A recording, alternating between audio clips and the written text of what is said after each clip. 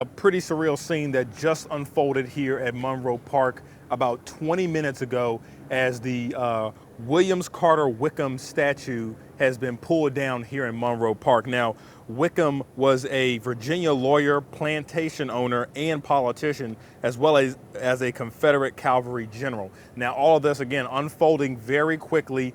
About 20 minutes ago, my photographer and I were in our car outside of Monroe Park editing our news story for tonight when we heard a bunch of cheers, and we went out and we saw several people spoke to us and said that the monument had just been pulled down. Now, we believe it's been pulled down by demonstrators out here tonight, but we don't know the full story about what led up to it or why it was pulled down, but we're working to learn more information on that. Meanwhile, the rest of today has been peaceful throughout the city of Richmond, as many were gathered at Lee Monument all day, hanging out, singing, and sharing praise, and even cooking out and having food. And we also saw dozens of African-American men dressed up in suits, and they were joined by hundreds of people around the Richmond as they did 8 laps around the monument in honor of George Floyd.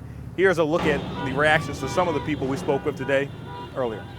I definitely want to see that come down. I think this teaches more unity. I like to see me and my black brothers coming out here doing big things like this. This is a past we should be ashamed of, and it's time for them to come down.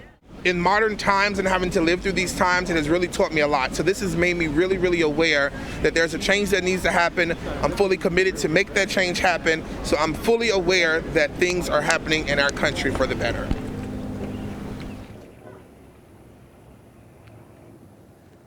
Now, again, back out here at Monroe Park, you can see a live look. People still gather around taking pictures at what just happened. Again, the Williams Carter Wickham statue here in Monroe Park was pulled down just 20 minutes ago. We're reaching out to police to get more information.